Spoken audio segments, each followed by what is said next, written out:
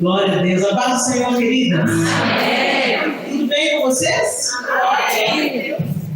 Que de novo maravilhoso, né? Que delícia esse louvor de poder adorar Jesus, dizer que Ele é grande, que Ele é maravilhoso. Ai, que delícia. Transformados. Bom, vamos entender um pouquinho o que isso de fato quer dizer na nossa língua, na língua portuguesa. Segundo o dicionário, transformar é dar nova forma, modificar, renovar, alterar, metamorfosear, transfigurar, regenerar, melhorar, variar, desfigurar. O velho homem tem que ser desfigurado, não mesmo, né? Mudar de forma, converter-se, olha, disfarçar-se, tornar-se diferente, modificar-se, regenerar-se. Esses são os conceitos do nosso dicionário. Eu queria que você abrisse a sua Bíblia comigo em Romanos, capítulo 11. Nós vamos do 11, vamos do capítulo 12 afora, mas começa comigo em Romanos, capítulo 11. E eu vou pedir a autorização de vocês, a licença de vocês para usar uma versão mais atualizada. É a nova tradução linguagem de hoje, NTLH. Ultimamente a última vez que eu li a Bíblia, eu li nessa versão. E ela traz uma clareza tão grande, a gente às vezes lê o texto bíblico e não entende bem. Talvez você não esteja entendendo bem a Bíblia porque ela está na linguagem assim mais rebuscada. Então eu sugiro essa NTLH, a nova tradução da linguagem de hoje. É o mesmo texto bíblico, a essência é exatamente a Bíblia, é totalmente fiel ao texto original, mas com uma linguagem que a gente usa hoje é bem mais acessível para a gente compreender melhor as escrituras sagradas, ok? Então eu vou usar essa versão. Se não é a sua versão, então fica atento comigo. A leitura é um pouquinho extensa, mas porque está nessa linguagem, ela é bem fácil de ser compreendida, ok? Romanos capítulo 11, eu vou ler a partir do verso 13, ok? Agora estou falando a vocês que não são judeus. Quem está falando? O apóstolo Paulo. Agora estou falando a vocês que não são judeus. Tem alguma judia aqui? Então está falando aí com a gente mesmo. Ok? Enquanto eu for o apóstolo dos não judeus, terei orgulho do meu trabalho. Talvez eu possa fazer com que os que são da minha própria raça, ou seja, o apóstolo Paulo era judeu, então talvez eu possa fazer com aqueles que são judeus também, como eu, da minha própria raça, fiquem com ciúmes, e assim seja possível salvar alguns deles. Porque quando os judeus foram rejeitados, o resto do mundo se tornou amigo de Deus. Presta atenção no que ele está dizendo. Porque quando os judeus foram rejeitados, o resto do mundo se tornou amigo de Deus. O que acontecerá então quando eles forem aceitos? Os que estiverem mortos receberão a vida. Pois se o primeiro pão assado depois da colheita é dedicado a Deus, isso quer dizer que todos os outros pães também são dedicados a Ele. E se as raízes de uma árvore são oferecidas a Deus, os galhos também são dele. Alguns galhos da oliveira cultivada foram quebrados, e um galho de oliveira brava foi enxertado nela. Pois vocês, os não-judeus, são como aquela oliveira brava, e agora tomam parte na força e na riqueza espiritual dos judeus. Portanto, vocês não devem desprezar os galhos que foram quebrados. Como é que vocês podem estar orgulhosos? Vocês são somente galhos. Não são vocês que sustentam a raiz, é a raiz que sustenta vocês. Porém, vocês dirão, sim, mas os galhos foram quebrados a fim de dar lugar para nós. Isso é verdade. Mas lembrem que eles foram quebrados porque não creram. No entanto, vocês continuam na oliveira porque creem. E não tenham orgulho disso. Pelo contrário, tenham medo. Se Deus não deixou de castigar os judeus, que são com lugares naturais, vocês acham que Ele vai deixar de castigar vocês?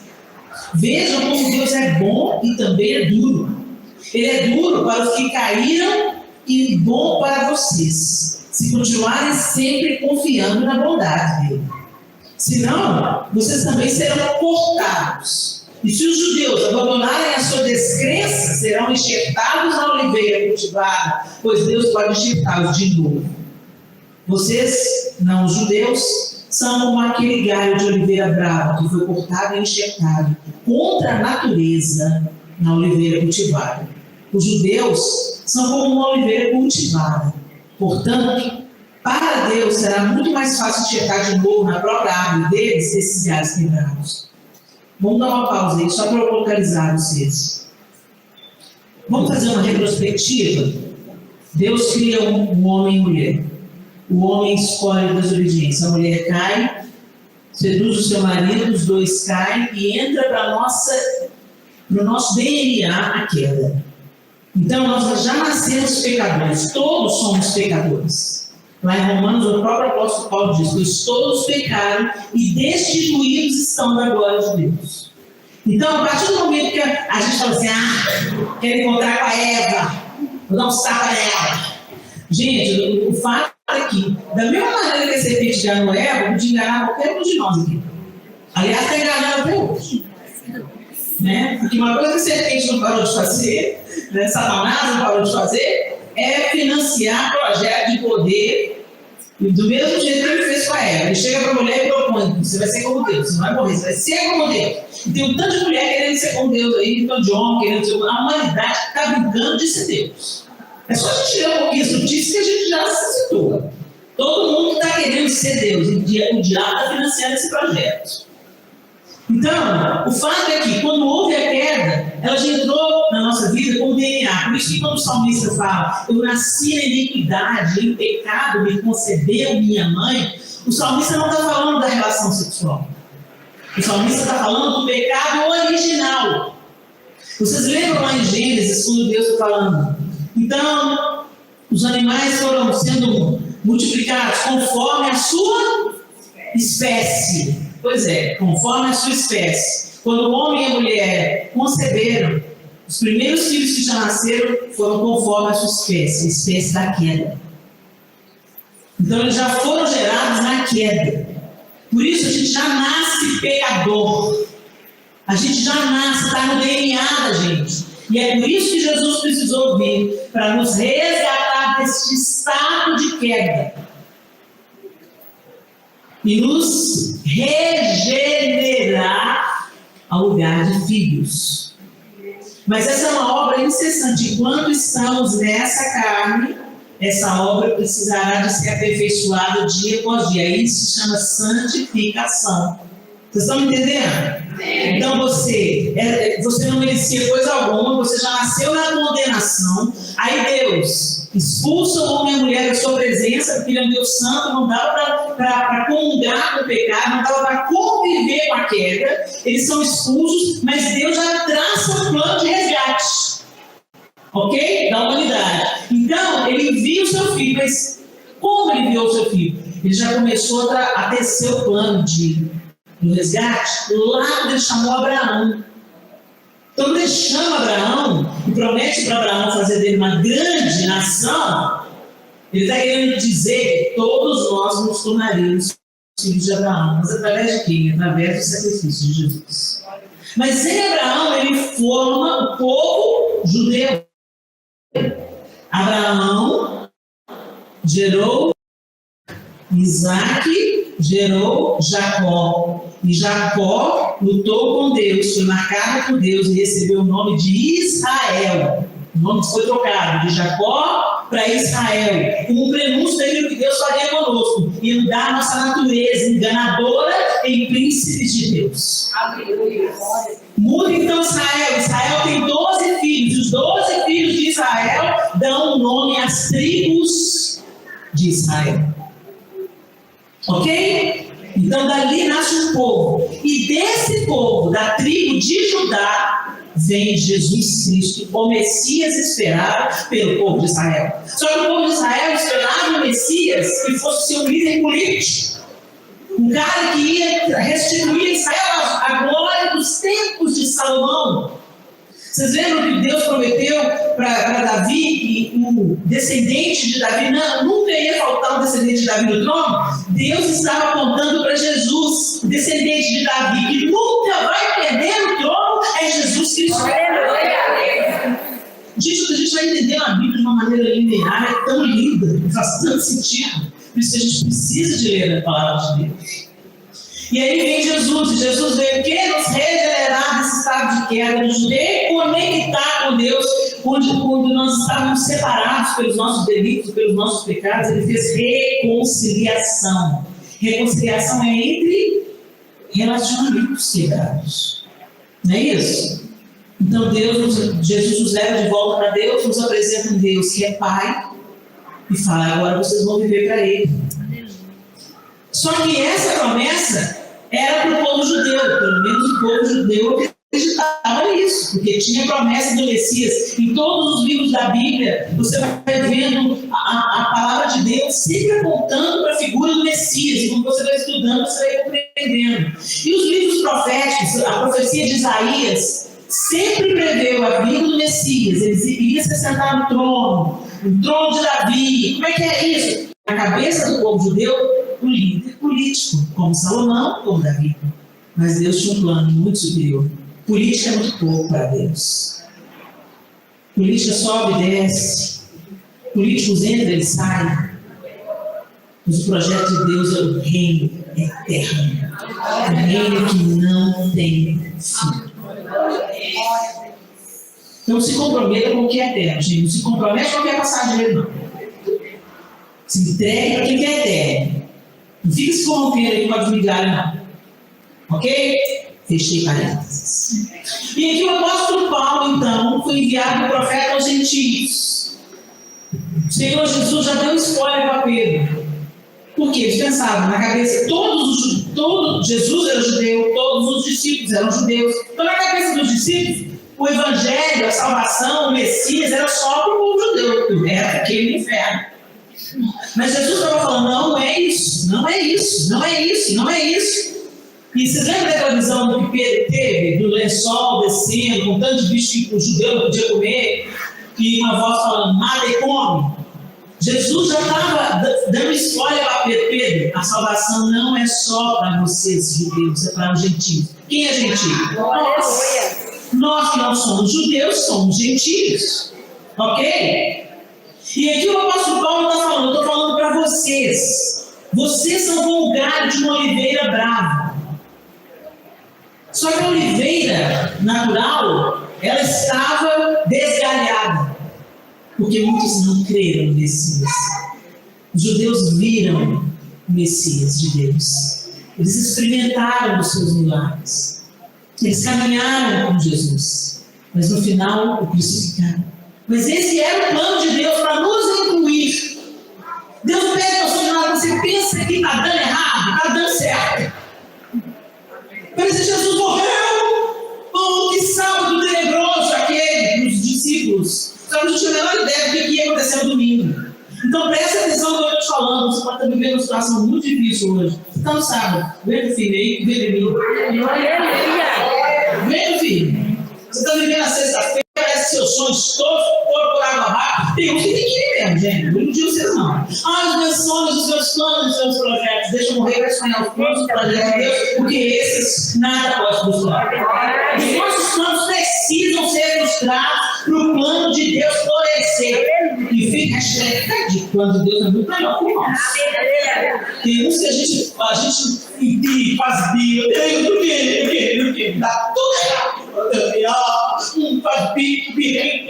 Daqui uns 10 anos você olha para trás: Deus, que bicho, você me livrou. Não é?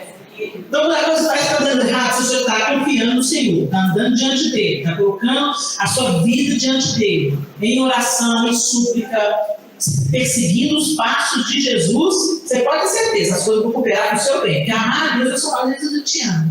Todas as coisas cooperam para o bem daqueles que amam a Deus, e amar a Deus é obedecido. Não tem amor a Deus sem obediência. Vou lembrar outro versículo, não sou eu que estou falando, né? É o Senhor. Aquele que tem os meus mandamentos e os obedece. Esse é o que me ama. E aquele que me ama será amado do meu Pai. E eu também o amarei e me manifestarei. Então, amar Deus é cantar canção de amor, oração de babá, rolar, cantar, as músicas mais lindas, compor, as músicas mais lindas. Saul fazia isso. Deus aborreceu dele, porque ele desobedeceu a Deus. Então, é a mesma coisa. Imagina se o João fala: te amo, você é linda, cheirosa, minha esposa. E aí vira as costas do tempo. Isso é amor? Não. Então, amor é obediência. Ok? E se você está em obediência, todas as coisas, diga comigo, todas. Não é algumas, gente, é todas as coisas vão cooperar juntamente para o seu bem. Pode dar uma volta terrível, não estou entendendo nada, mas Deus está torcendo o negócio a seu favor. Ok? E aqui foi exatamente isso que ele fez. A coisa desandou, Jesus foi crucificado, você está dando errado. Não, ele está me envolvendo, trazendo os gentios. Bendita salvação que nos envolveu. E o apóstolo Paulo, então, está aqui falando com esse povo. Vocês foram enxertados na oliveira. Vocês agora são povo de Deus. Não fique vaidosinho, não. E se Deus não poupou os galhos original, não pense em você. E se você se levantar contra Deus, ele vai te poupar. Não vai, não. Aí a gente lembra de João capítulo 15. Eu sou a videira verdadeira, vocês são santos. Se vocês estiverem em mim, eu estarei em vocês.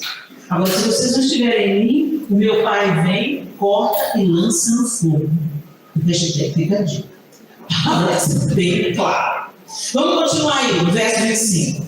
Meus irmãos, quero que vocês conheçam uma verdade secreta, para que não pensem que são muito sábios. A verdade é essa: a teimosia do povo de Israel não durará para sempre, mas somente até que o número completo de não-judeus venha para Deus. Olha que coisa tremenda. Vai pregar o evangelho, gente. Você tem que celebrar isso aí. É assim que todo o povo de Israel será salvo, como dizem as Escrituras Sagradas. O Redentor virá de Sião e tirará toda a maldade dos descendentes de Jacó. Eu, o Senhor, farei essa aliança com eles quando tirar os seus pecados. Verso 28. Os judeus rejeitaram o Evangelho e por isso são inimigos de Deus. Para o bem de vocês, os não-judeus. Mas pela escolha de Deus, eles são amigos dele por causa dos patriarcas: Abraão, Isaac e Jacó. Lembra? Porque Deus não muda de ideia a respeito de quem ele escolhe e abençoa. Olha que tremendo isso, gente. Deus não muda de ideia a respeito vou explicar assim, de quem ele escolhe e abençoa. Mas no passado, vocês que não são judeus desobedeceram a Deus. Porém, agora vocês receberam a misericórdia de Deus por causa da desobediência dos judeus. Vocês estão comigo, gente? Amém. Assim, por causa da misericórdia que vocês receberam, os judeus agora desobedecem a Deus, para que eles também possam receber agora a misericórdia dele. Pois Deus fez com que todos se tornassem prisioneiros da desobediência, a fim de mostrar misericórdia a todos. E aí ele termina esse capítulo, verso 36. Pois todas as coisas foram criadas por ele, e tudo existe por meio dele e para ele. Glória a Deus para sempre. Amém. Agora vira a página e vai para Romanos 2. A continuação do capítulo 11. Portanto, depois de tudo isso que eu falei para vocês, que vocês não eram dignos em si mesmos, que Deus elegeu um povo, mas que Deus permitiu que esse povo rejeitasse o seu Messias para incluir todos vocês, enxertar vocês, dar direito, acesso a vocês, gentios, à salvação. Portanto, meus irmãos, o apóstolo Paulo continua, por causa da grande misericórdia divina que fez isso, né, por nós, peço que vocês se ofereçam completamente a Deus. como um sacrifício vivo, dedicado ao seu serviço e agradável a Ele. Essa é a verdadeira adoração que vocês devem oferecer a Deus. Não vivam como vivem as pessoas deste mundo, mas deixem que Deus os transforme por meio de uma completa mudança da mente de vocês. Assim, vocês conhecerão a vontade de Deus, isso é, aquilo que é bom, perfeito e agradável a Ele. Presta atenção. Não vivam como vivem as pessoas deste mundo. Não vos conformeis com este século, na linguagem ao meio da revista atualizada. Aí a gente fala assim, me conforme mesmo. Olha que absurdo, bebê. Olha a roupa dela, me conforme. Não é isso. Não é isso que eu estou falando. Não se conforme, não entre na forma, não seja do mesmo jeito, não faça as mesmas práticas, não pense da mesma maneira, não se vista da mesma maneira. Ai, Helena, então é para a gente ser estranho? Não. Não é para você ser estranho, é para você ser bizarro, é para você ser parecido com Jesus. Aleluia! Jesus andava com os pecadores, mas não falava como eles, não era como eles, não pensava como eles. E por isso quem andava com Jesus era transformado, não o contrário. O que o apóstolo Paulo está falando para a gente? Não vivam como vivem as pessoas deste mundo, mas deixe que Deus os transforme por meio de uma completa mudança de mente. Gente, por que a nossa mente tem que ser transformada? Porque assim, a Bíblia também diz, assim como nós pensamos, assim somos. Nós reproduzimos nas nossas escolhas, nas nossas reações, o que está dentro. Por isso que Jesus falou assim, não é o que entra que faz mal, é o que sai. Não é o que entra pela garganta, entra pela boca, desce pela garganta, vai para o estômago e depois é rejeitado pelo corpo, que é problema. O problema é o que nasce dentro do coração.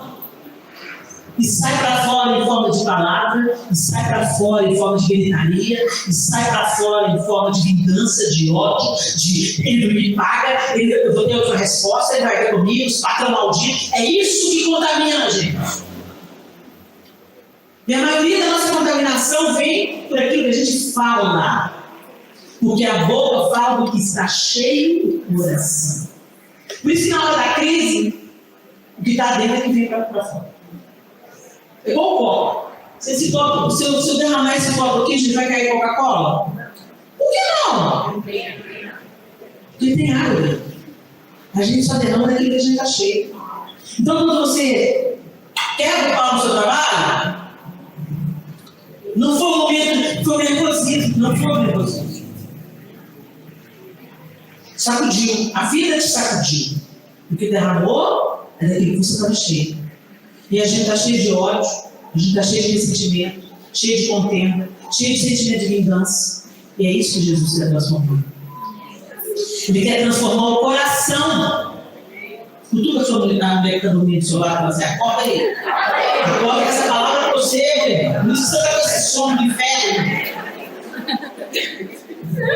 Se estivesse assistindo Netflix, estava com uma butuca do olho assim. É isso que acontece, é por isso que quando você começa a ler a Bíblia, te dá um sono. Você pensa que é só sono, seus olhos já estão movidos. Não é não, gente. Você lê romance, você lê um pornô leve, né? Porque hoje o pessoal fala que é uma leitura erótica. É pornografia, gente. Uma pornografia sofisticada, mas é pornografia. Tem um tanto de mulher consumindo isso. Nessa hora não dá sono. Não tente. Se você não sabe, não tente. Mas não dá sono. Mas se você vai ler a Bíblia, ai, que sono que dá. Você acha que esse sono é natural? Por que você faz tantas outras coisas e não te dá sono? Mas na hora de orar e ler a Bíblia, lição de boca. Isso é uma batalha espiritual, gente. O diabo não quer que a gente tenha acesso àquilo que vai nos libertar. Ao conhecimento que vai transformar a nossa mente pelo poder do Espírito, não pelo poder do intelecto, pelo poder do Espírito. agindo naquilo que a gente lê, agindo, nos convencendo, nos santificando. Por isso o apóstolo Paulo está falando aqui que deixe que Deus transforme. Interessante isso, deixe que Deus transforme. É porque você pensa que você pode mudar você mesmo? Não, você se abre para mudança. Mas quem muda é Deus. Como é que a gente se abre para mudança? Chegando mais perto. Chega perto da luz, que a luz revela o seu estado. Quando você se aproxima de Deus, buscando uma intimidade, quando quer me aproximar de uma pessoa, quando você quer se aproximar de uma pessoa, o que você faz? Pensa aí, qual é a sua estratégia? Você quer ficar amigo de alguém, você está de olho naquele gatinho. Como é que você conheceu seu marido para as casadas? Como é que você conheceu seu marido? Qual foi a estratégia que você julgou? Aí a gente quer fazer o quê? Encontro, né? Primeiro fica olhando, olha, sorrisinho, coloca Tina. Aí depois vamos comer o sanduíche, quer dizer, vamos criar oportunidade para conversar. Se conhecer para saber se é isso tudo mesmo ou se é fake. Tem gente que não conhece, mas não é. Lindeza, você vai conversar meia hora com Jesus, você sai correndo. Não é assim? Mas a gente quer o quê? A gente quer interagir, quer chegar mais perto, quer ter uma oportunidade para conversar. Quando eu conheci o João Lúcio, a gente estudava na mesma escola. E aí nós fizemos uma festa surpresa para a nossa professora de música. E eu estava no meu segundo ano, do segundo grau, e o João estava no terceiro ano de uma outra escola. Ele tinha estudado na mesma escola que eu, então nós tínhamos amigos em comum. Durante todo o ensino fundamental, ele estudou. Da quinta à oitava série, ele estudou na mesma escola que eu, ao mesmo tempo que eu também estava estudando lá. Mas a gente não se conheceu. Aí no terceiro ano, ele estava no terceiro ano, fazendo Poltec, e eu continuava no Geraldo Teixeira da Costa, fazendo o magistério. Eu estava no segundo ano e ele no terceiro ano. E aí, fomos fazer uma festa surpresa para a professora no dia 1º de maio de 1987. Eu sou viva. Aí, ele falou, aí uma amiga nossa comum falou assim, Helena, tem o João Lúcio, que também estudou no colégio, que também conhece a Graça, tudo. Posso chamar ele? E eu fui lá fazer um convite para o pessoal do Câmbio Negro, a banda que tocava, a gente se Câmbio Negro. Aí, não, pode sim. Aí nós nos conhecemos no aniversário da Graça. Quando eu vi o moço, gostei do moço. Moço bonito. Colei o olho nele, ele colou o olho em mim, mas eu me interessei primeiro. Aí, o que eu fiz? Gente, eu tenho que conhecer esse moço. Mas a gente não... Ele era de uma outra escola, a gente não morava no mesmo bairro, a gente tinha amigos em comum, mas não tinha oportunidade de trocar ideia. O que eu fiz? Fiquei sabendo que ele estava participando de uma peça de teatro da turma do meu colégio. Fomos atrás da professora de arte, assim, arruma um papel para a gente entrar nessa peça. E ela falou assim, não tem jeito, não, Helena, já está cumprido. A gente estava fazendo, o colégio estava produzindo a peça O Pagador de Promessas, de Dias Gomes. Aí tinha uma beata, e ele era o padre. Eu falei assim, muda a beata para 3 beatas. Que aí eu e minha amiga iríamos entrar. Não, Gina, por favor, menina, deixa a gente entrar. Aí ela já percebeu. Quem é que você se interessava na peça? Aí a minha amiga disse, não, eu não, a Helena tá. Eu disse, não quero nem saber quem é. Tá bom, eu dou o papel para vocês, transformando a beata, uma beata virou 3. Lá fomos nós, eu fiquei de olho no padre. E aí, o que aconteceu? Eu queria conversar com ele. Eu queria conhecer, queria entender o que estava na cabeça dele. Quais eram os sonhos, os objetivos. Como é que ele tratava a mãe dele, como é que ele tratava as irmãs dele, para saber se dava liga. O que ele cria. Era crente, gente, mas era uma crente meio pica-fundo. Isso eu te falo, por experiência própria. Estar dentro da igreja não significa que você nasceu de novo, não. Tá? Hashtag fica dica. Deve ser um joio de todo tamanho. Toda alegria você quer alecrim dourado, com certeza, trigo. Então, não seja alecrim dourado, Nem seja joio, seja trigo. Volta aqui. Aí eu peguei aqui de olho nele. Daí eu comecei a conversar com ele e eu vi que tinha muita coisa em comum.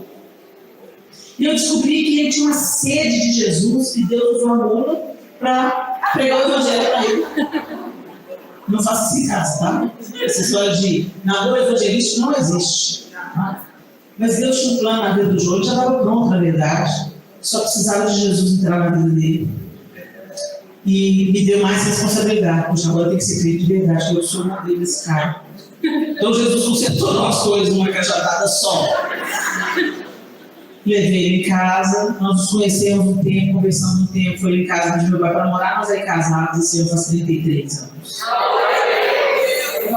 Nasceu um casamento com 4 filhos, por quê? Porque eu quis conhecer mais. Quando eu conheci mais, eu vi que tinha muito potencial para dar certo. Jesus quer conversar mais com você. Você está falando, sabe bem, Jesus? Fala, Jesus! Não é por amor, nada, coisa nenhuma. Você está aflita com a bagaceira desse mundo ali. Você vê tanta injustiça acontecendo, certo virando errado, errado virando certo. Você fala, Jesus! Tem nada de amor. Tem desejo de escapar, né? Mentira, que é coisa da feia. Ou então desejo de liberdade. Pequena, tudo que eu vou criar. Gente, tem nada a ver com salvação.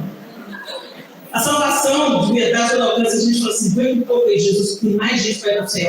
Vem um pouco mais aí, segura aí, Jesus, o trabalho evangelístico aqui tá pesado. Tem muita gente que já está tragando e eu tenho que ir lá, você quer o inferno. É isso que a identidade, a identificação com o coração de Jesus produz em nós. O amor dele pela nossa vida nos contagia de tal jeito que a gente ama as mesmas coisas que ele ama. A gente passa mal o que ele ama, passa a querer o que ele quer, fica mais interessado, importante para ele do que é importante para nós. Esse é o amor altruísta. E é esse o amor do princípio do amor. Lembra do seu amor? Ser preocupado de arrumar o cabelo do jeito que o seu marido gostava. Se ele falava assim, não corta não, você fica tão lindo com o cabelo grande, você deixava. Hoje vai ele falar pra você que vai deixar o cabelo grande. Você não vai ver não! Quando minha vida sou eu! Eu não tenho 21! O espírito da serpente aí, voltado a jogar o amor é altruísta, gente. O amor não é, sabe, a história de você só bem para os outros, não fazer bem para você, não. É amar o próximo como a ti mesmo. Como? Então, do mesmo jeito que você tem instinto de preservação, preserva o outro. Aquilo que você não quer que faça com você, não faça com o outro. Isso é amor. Ele é altruísta, ele pensa nos outros. E foi esse amor que nos alcançou e derramou graça sobre nós. É isso que o apóstolo Paulo está falando aqui. Você não merecia nada. Você está destruindo o plano, aparentemente. Mas Deus mudou todas as coisas para incluir vocês, todas as nações. Quando o Senhor fez a promessa para Abraão, em ti farei felizes todas as famílias da terra. Não está falando todas as famílias que procederem de ti. Eu vou fazer de você uma grande nação. Dele procedeu o povo de Israel, de Abraão procedeu o povo islâmico. O que vai dar essa bagaça no final? Não tenho a menor ideia. O que Abraão e Sara bolaram, fizeram a garra na bagaça, e agora o povo muçulmano está aí? Não sei o que é que vai fazer, não. Agora eu sei que tem muito, que Jesus está aparecendo com os muçulmanos. O evangelho não pode entrar, eles são muito xiitas, muito fechados. Então Jesus está aparecendo em sonhos e revelando em sonho para muitos muçulmanos que estão sendo batizados clandestinamente. Glória a Deus. Aleluia. Ou seja, o Senhor está fazendo. A obra está rolando, o plano está rolando. Segue o plano está seguindo. O pau está quebrando aí, você pensa, acabou não, está no meio. O pau está quebrando, a profecia está cumprindo. Segura aí. Fica firme aí. Agora vamos fortalecer, vai nos derrubar. Meu Deus, é tão injusto. Nós precisamos de ter a nossa mente transformada. Que a mente transformada vai gerar uma nova atitude. Uma nova palavra vai sair da nossa boca. Uma nova reação. vai sair do que era antes uma reação de ódio, de raiva, de quebrar sua cara.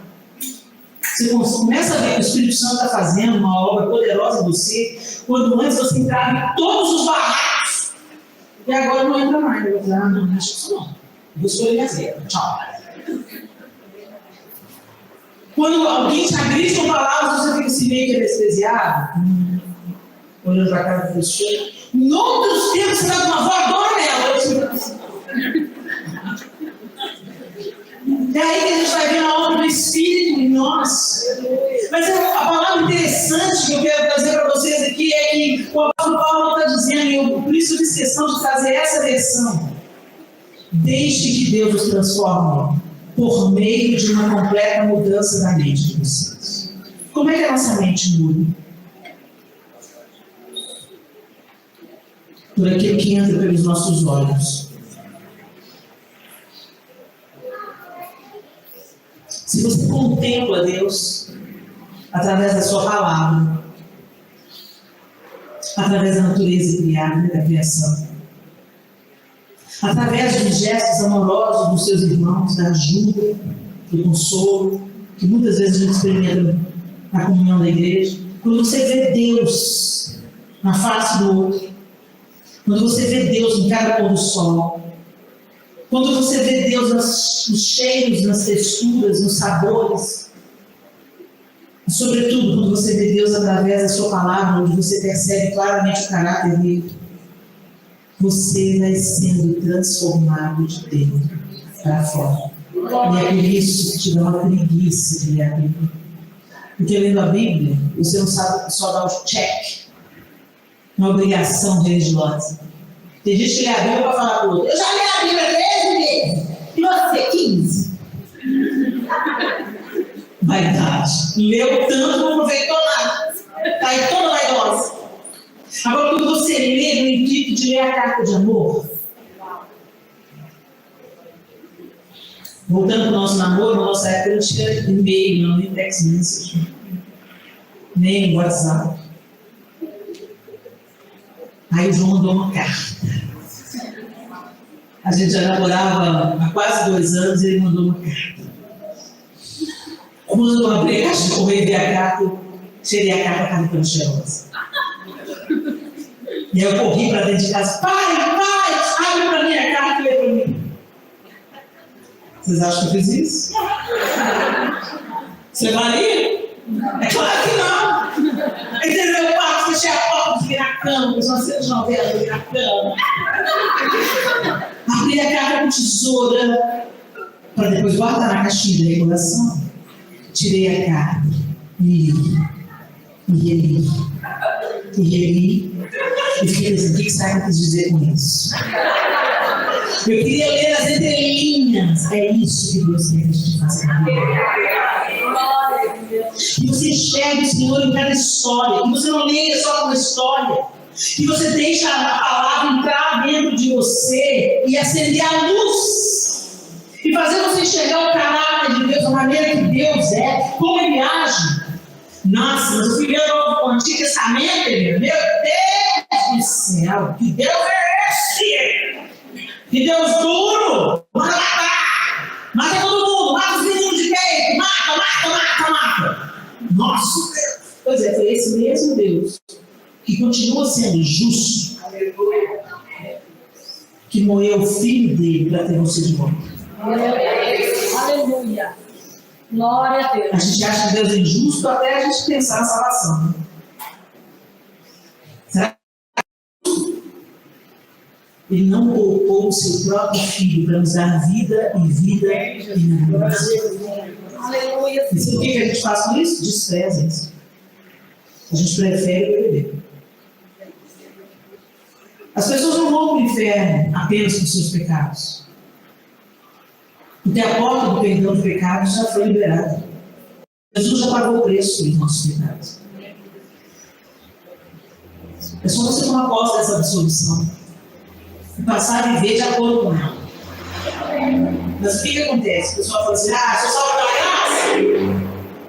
Eu não sou viver a vida louca. Não. É a mesma coisa você ser absolvido de um crime e ir lá e fazer outro. As pessoas não vão para o inferno apenas pelos seus pecados, as pessoas vão para o inferno porque elas rejeitam a graça de Deus. A carta de perdão elas rasgam. A sentença de morte, que elas iriam ser livres dela, elas rejeitam. Elas rejeitam a carta de perdão. E elas preferem viver a morte. Ir caminhando para a morte, para a sentença de morte. As pessoas vão para o inferno porque elas rejeitaram a graça de Deus. Inclusive aqueles que falam, eu sou salvo pela graça, não preciso fazer mais nada. Nós não podemos salvar a nós mesmos, fato. Mas uma vez que a gente entende a graça, nós não vamos mais viver na direção desta. Nunca. Imediatamente, quando a gente compreende que Deus fez o plano de salvação, para nós não vivermos mais sob a condenação de nascença do pecado, a gente vira, a gente muda de direção, de pensamento, e a gente começa a olhar para o Senhor, atraídos pelo Senhor, caminhando para o Senhor. E é aí que nós somos restaurados. E é aí que nós somos transformados. À medida que caminhamos com Ele, os nossos olhos se abrem. E a partir do pão, os nossos olhos se abrem, reconhecemos quem Tu és. É isso. A canção está dizendo o que acontece na vida. A gente conhece Jesus, está andando com Ele, está lamentando a vida, está vindo na igreja lamentando a vida. Pois é, estou sabendo, Jesus morreu. Onde você estava? Você não viu os acontecimentos de Jerusalém? Pois é, foi assim, foi assado. Pois é, Jesus foi acontecido, não era, né? Morreu e tal, Jesus ali. E aí Jesus começa a expor as Escrituras. Olha o poder da palavra. Começou a expor as Escrituras, E eles foram trazendo à memória quem Deus era, as suas promessas. Que escrituras eram essas no Antigo Testamento? Então quem fala que o Antigo Testamento não era a Bíblia, não é mais a Bíblia, não sabe de nada. Né? A Bíblia de Jesus pregava no Antigo Testamento. E aí quando eles estão juntos à mesa, intimidade. Mesa é intimidade. Você senta na mesa com quem você quer conhecer mais. Você chama para jantar quem você quer mais conhecer. E a partir do pão, a revelação de quem Jesus era. É isso que Ele faz conosco, na vida. Mas será que a gente está deixando, permitindo que Ele nos transforme pela renovação da nossa mente? A nossa parte é contemplar Deus através da palavra. A gente precisa de parar, sabe, gente? A gente corre tanto no porta-Deus. Para, olha para o pôr do sol e pensa, foi Deus que fez. Olha para uma flor e veja, foi Deus que fez. E conheça a grandeza de Deus nas pequenas provisões. Uau, tem água no chuveiro hoje. A água está vindo pelo cano, alguém trabalhou, fez essa água, canalizou essa água, e ela está vindo, eu estou tomando banho. Oh, glória a Deus! Glória a Deus. Teve dinheiro para pagar a conta de água, oh, glória a Deus! Eu consegui fazer uma refeição, oh, glória a Deus! Eu consegui sentir o sabor das coisas que eu mais gosto, glória a Deus! Quem teve Covid aí, perdeu o paladar, sabe o que eu estou falando? Será que a gente vai precisar de perder o quê? Para a gente passar a enxergar o valor que Deus tem. Quem Ele é, sua grandeza, sua soberania, sua majestade, sua vida pulsando em nós. O fôlego de vida, você só está respirando aí, porque Deus ainda está te dando vida, minha linda. Está difícil? Ele está te sustentando. Ele está te mantendo de pé. É Ele que fez você sair de casa. Eu não vim aqui na igreja, não fui eu, não fui a pastora da sala, não. É Deus que tem cuidado de você. É Deus que tem te dado livramento que você não faz a menor ideia. Então vamos contemplar Deus, gente. Aleluia. Porque é contemplando o Senhor que nós somos transformados. Pode colocar lixo diante dos seus olhos. A concupiscência da vida entra pelos olhos. A gente cobiça pelos olhos. O adultério começa pelo olhar, é uma troca de olhares, pelas palavras que saem da boca. Você está comendo lixo porque você é robusto espiritualmente? Não vai rolar. Selecione o que você põe no prato da sua vida. Selecione o que você escuta. Selecione de que conversa você participa. Aleluia, Jesus. Porque o que sai da sua boca é o que está te matando, está te contaminando. Que o Espírito Santo te lembre dessa palavra. Na hora de uma conversa que não está edificando, está expondo a nudez de outra pessoa. Isso não é amor. Quando você está participando da nudez exposta de outra pessoa, porque você não quer fazer com os outros, que você não quer que faça com você, isso é amor. E a ordenança do Senhor é: ama o teu próximo como a ti mesmo. E obedecendo aos mandamentos é que nós amamos a Deus. Tudo está conectado. E para terminar, ele está dizendo: não vivam como vivem as pessoas deste mundo. Passo 1. Mas todo mundo vai, mas você não é todo mundo. Mas todo mundo faz, você não é todo mundo. Mas todo mundo dorme com o namorado antes de casamento, você não é todo mundo. Mas todo mundo mente, você não é todo mundo. Mas todo mundo bebe, você não é todo mundo. A escolha é sua. Porque o alerta está aqui bem claro: não vivam como vivem as pessoas deste mundo, buscando esperança onde ela não está. Mas deixe. A primeira é uma decisão: eu não vivo como os outros vivem. Eu escolho o caminho da vida e não o caminho da morte. Eu sou guiado pela palavra de Deus e não pelo meu intelecto, pela minha opinião, pela opinião alheia, pelo movimento político do momento. Eu não vivo pelos movimentos, eu vivo pela palavra de Deus. O primeiro passo é esse. Deixe que Deus transforme por meio de uma completa mudança da mente de você. Segundo passo. Deixa Deus agir. Deixa Deus fazer. Chama o Espírito Santo. Espírito Santo. A gente quer muito ir no mover do Espírito. Maravilhoso. Mas o maior mover do Espírito é a transformação do seu caráter. Aleluia. É você passar a ser honesta, pagar suas contas, ser fiel ao seu marido, parar de conversar fiado sobre a vida alheia, deixar Deus podar sua língua, ter as suas vestes transformadas, não para ser legalista, mas porque o seu corpo é a consciência do seu corpo, é o templo do Espírito Santo, onde habita Deus. E você comunica uma mensagem, inclusive com a forma que você se veste. Você é crente por inteiro. Mas Deus quer só um coração. Se o coração for totalmente dele, o lado de fora vai mudar também. Que é impossível a gente ser santificado por dentro e isso não transbordar.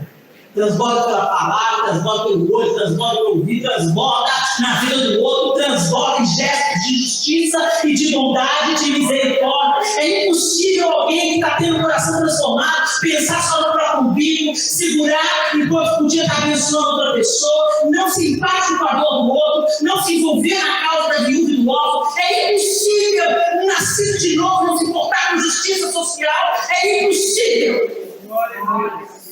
Por isso a gente tem uma igreja apática, que revela um coração não convertido, um coração não transformado. Quando eu falo igreja, eu estou falando da instituição mundial. Igreja não é parede, igreja não é denominação, igreja é um conjunto de pessoas que se converteram a Jesus Cristo e são a representação de Jesus na terra, são o corpo de Cristo na terra. E o corpo de Cristo não joga com sensualidade na roupa, nem na maneira que se comporta. O corpo de Cristo é o corpo de Cristo. Os pés vão aonde ele iria, os braços abraçam quem ele acolheria, o coração pulsa pelas causas que Jesus pulsa. Isso é ser corpo de Cristo. Não seja prótese.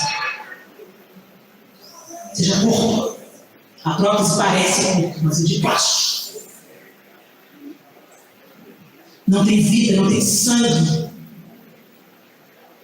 Não está conectado aqui. Não seja uma prótese. E aí ele desfecha. Assim, consequência. Vocês conhecerão a vontade de Deus, isso é, aquilo que é bom, perfeito e agradável a Ele. Vocês vão conhecer a vontade de Deus. Vocês vão conhecer a perfeição de Deus e aquilo que é agradável a Ele. Feche os seus olhos.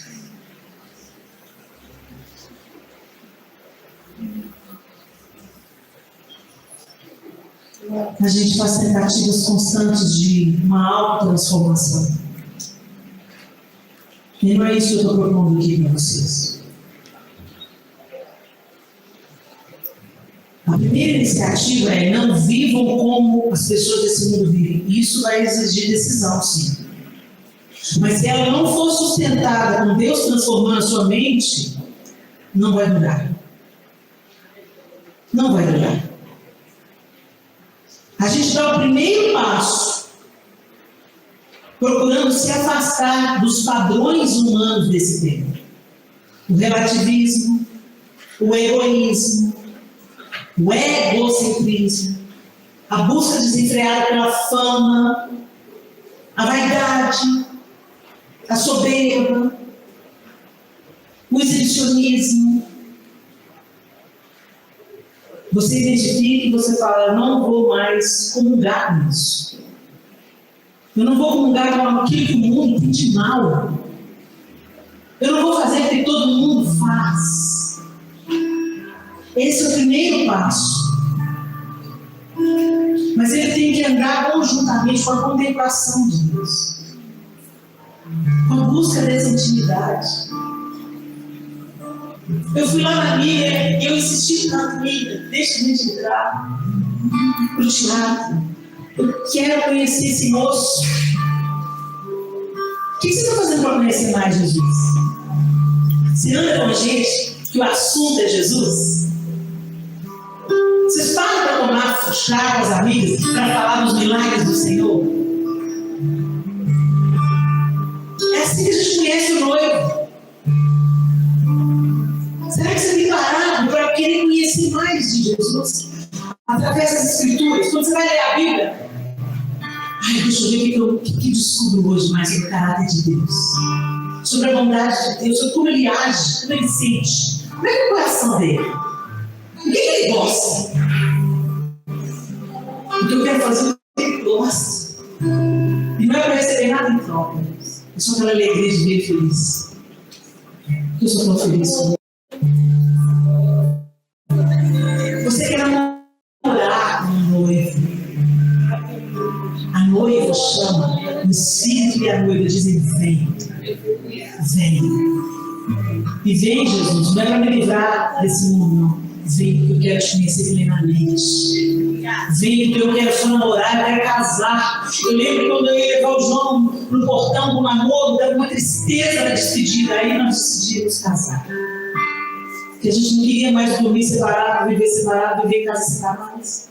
E é isso que o Senhor quer plantar em nós: um desejo pelo noivo, não pelas dádivas do noivo, não pela riqueza do noivo, não pelo que o noivo pode me dar, mas pela pessoa do noivo. Eu quero casar com você, Jesus. Eu quero te conhecer plenamente, Jesus.